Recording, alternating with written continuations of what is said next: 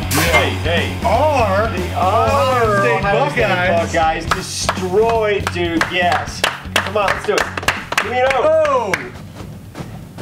I'm doing them both. All right. I did it. All right. I said before I liked Ohio State. All right, so I picked my Duke, and I got shafted. just leave. I get Just shat leave. upon. All right, so they didn't win. They absolutely demolished this team they did. from the get-go. It was over at the half. It was over in the first quarter. It was amazing First how 5 minutes was over. very impressed. They were pumped. Granted, they're at home, and you know college basketball. It's all about that home court. Yep. But man, that was so completely uplifting to see.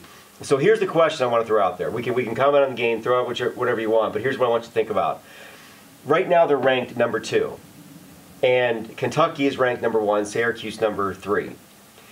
Kentucky has beaten Kansas, who we play come up Saturday, and that's their number 11 team, number 13 now, I think, somewhere in there.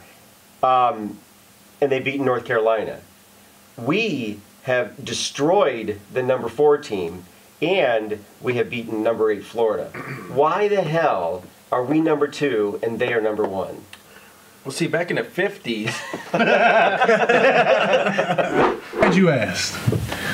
Back in the 1950s, there was the NFL and there was the AFL. And the AFL wanted to rival the NFL. They thought, hey, Thanks, Steve. I don't know why we're not number 1, but I kind of like the idea that we're not number 1. That way we don't get that type of, that big headness that comes with being number 1 and all that pressure. Yeah, exactly. Yeah, So all right, I good like point, where good point. I like where we're at right now. Number 2 is where we need to be, and if that means winning the whole thing and being number 2, then that's fine with me. All right, that's a good point. It makes me feel less angry when you put it that way.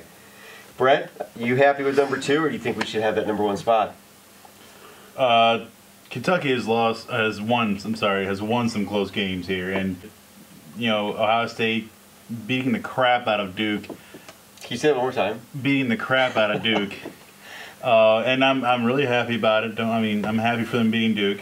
I see that. I really think Ohio State is the best team in college basketball so far this year, and they should be number 1. I understand the Big Ten is a big powerhouse this year with Michigan, Michigan State, and Wisconsin being number 7 or 8 or something in the top 25. But Ohio State is as of right now the best team in college football.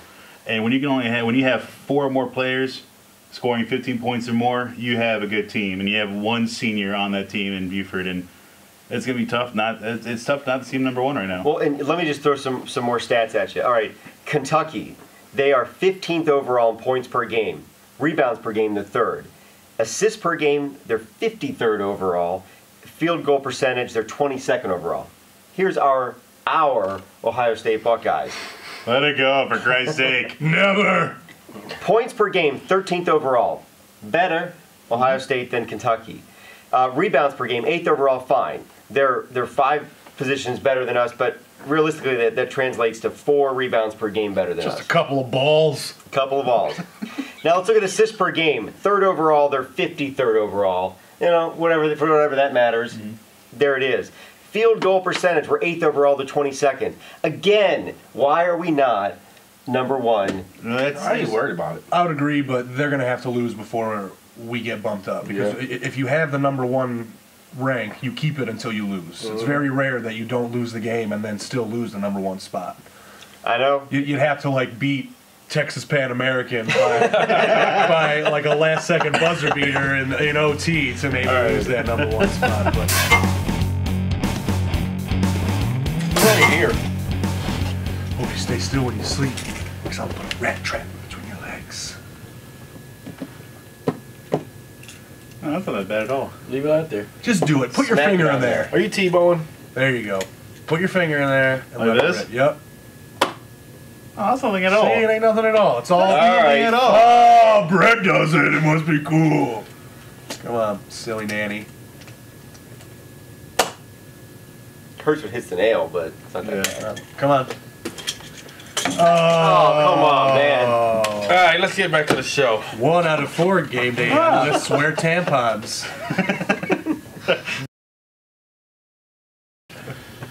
All right, so our brand new Cavaliers team is on the way back. Basketball Yes, is white and back. gold, and I am looking forward to all the action. It starts Christmas Day, right? Christmas Day. Christmas Day. So what a nice gift from the players and the owners. We have a lot of activities. So what's that? Shouldn't even be playing. Shouldn't even be playing? Nope. Why not? So mad NBA's back. Why are you mad that the NBA is back? A, I don't have the cue to myself anymore. Oh, that's right. B, that was a bullshit deal. 51% of the revenues? No. That's You their already fault. get paid enough. None of that involves us. I don't give a shit about any of those numbers. I'm thrilled that basketball is back.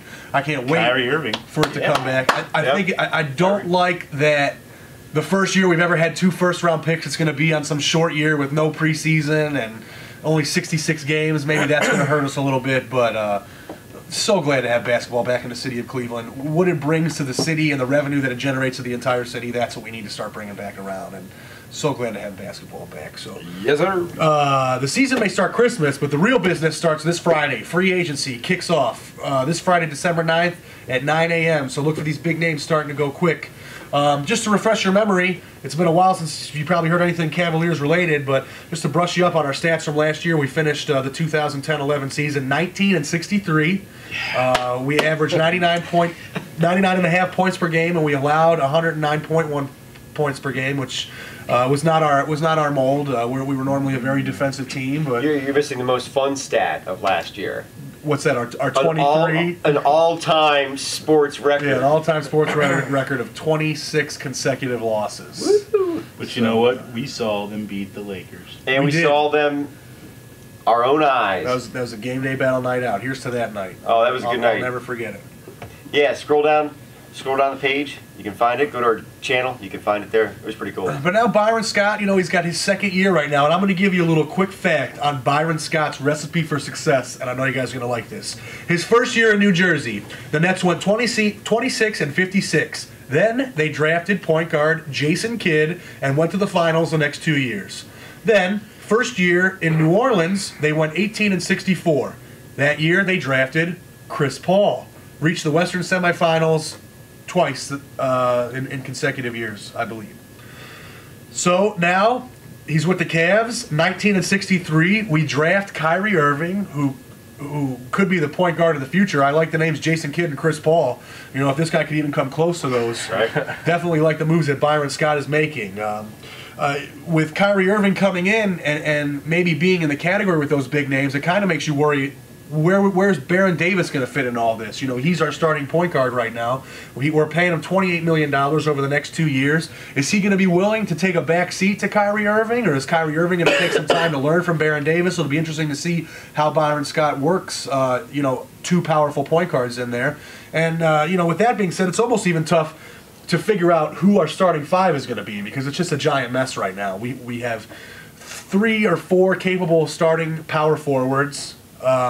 Tristan Thomas was brought in probably to take that power forward spot. He's going to fill in for J.J. Hickson, who, of course, we traded to Sacramento for Omri Caspi, who was probably going to fill in for that guard spot. Anthony Parker is an unrestricted free agent. I don't see him coming back to the Cavs. Thank God. So he might be on the move. I forgot half this team already. Yeah. So, yeah, it's just... Is Anton Jameson still with us? yeah, Jameson's still with us. Where's y'all?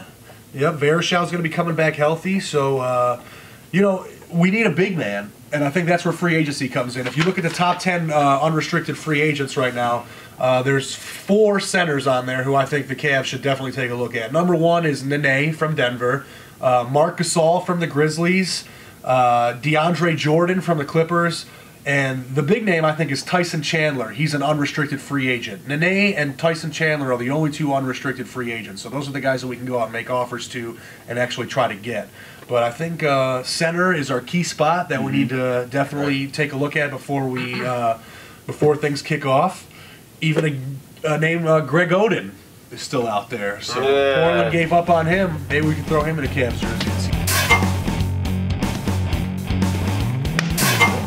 All right, we have a small amount of time left, and we are going to use that to raise our beer to somebody we hate, a topic we love, or something we just want to bitch about for like a minute. I mean, like a minute.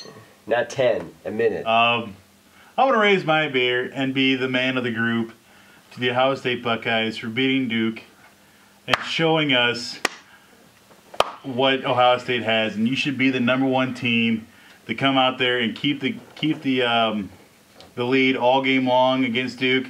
Kudos to you. I mean, that's your big. That's one of the best games you've had all year, and it was the biggest game so far. So kudos to you. This goes to you. I'll toast that. Way to show Blue Devil Nation that Ohio State is a little bit better than Duke. I'll go second here. Wait, he's got 5. Oh, you're still going? Go Go ahead. And our co-host here for bringing us some Great Lakes Christmas Ale ice cream. Oh yeah, So, we probably should have been eating that during the raising. That would have been pretty cool. Yeah. So All right. Well, for that, I think I'll just bring it out. it's delicious. Whoa. It's so good. I'll have some now. For real. If you like Christmas ale, this is the real deal. I'm saving mine for home. I don't know if it's really in there though. Like I don't know if it's like get you drunk ice cream. No, I don't think it's gonna get you drunk. But I gave some to my kids, and then they started beating me up. They're violent drunks. Get a job! All right. I'm Wait, gonna I raise got my a raising job. beer. Wait, hold on. Wow. Come on. Is it Number good with 3. Christmas ale? It's even better with the Christmas ale. Dale, you up next, I think? Yeah, but I'm drinking Yingling. So maybe someone could pour some Great Lakes into my mouth. All right, I got 2 also, real quick. Number 1, Thad Matta, 300 wins. Congrats. 388 in your 12 seasons as an NCAA basketball coach. Looking forward to 400 wins. So congrats on that. Number 2, Jabal Sheard. He's on my list for Defensive Rookie of the Year. I really love what this guy's bringing to the Browns. I know our defensive line still needs works, but I think that he's a key piece right there. And he's got 44 tackles, 5.5 sacks, 5 forced fumbles, and he's had a sack and a forced fumble in each of the last 3 games. And I think that he has the future to be a potential game changer at the right end position. So Jabal Sheard, I like what I'm seeing. Keep it up, man. All right, I like it. Some Browns. Well, I'm gonna keep in the flow of things with 2. I have 2 as well, but in the same sense, because they both won. And we're gonna start off with my boy finally get back into that winner's circle. Tiger Woods, first win. Glad to see that. Killer instinct. Finished the round with 2 birdies to map up Zach Johnson. Love to see that. Wait, wasn't this his own tournament? Oh, it's funny because I was about to say the same damn thing. Yeah. So wasn't this like his tournament, the one that he throws? And like sets up all the green pins. I mean, isn't this like a little bit biased? I mean, haters will hate. And also big shout out to Miguel Cotto, revenging his defeat over Margarito. Way to knock him to hell. Fucking his eye up. Love to see that. Love to see my boy revenge his defeat. Now get out there, Tiger, and go fuck some porn stars. he can do it now. Yeah. It's all right. I'm single. Think about how many women he had when he was married. Imagine single life. I think he just keeps one in his golf bag. At all times. Like boatloads of women. That's the night. All right. I want to raise my... This is so fucking good. It is. Isn't it good stuff? So good. Even like when it's soup. It's I'm awesome. raising... It is kind of like soup now. I'm raising my Christmas ale ice cream to Duke because you realize on the second... I'm so sorry, man. You realize on the second basket you're being outmatched and you just kind of like phoned it in for the rest of the night and you got hammered. So thank you for that. I had a great time from beginning to end. It was beautiful. Hello? I'll raise my ice cream to that. Until next week, battle on. Battle on. Battle on. I'm cheersing my ice cream. This shit Like fucking rules. Oh, this one. Oh, God. Dude, he's doing the beer float. You poured some in there? Yeah, he did. Hold on, I'll let you know. Wait to see that stomach.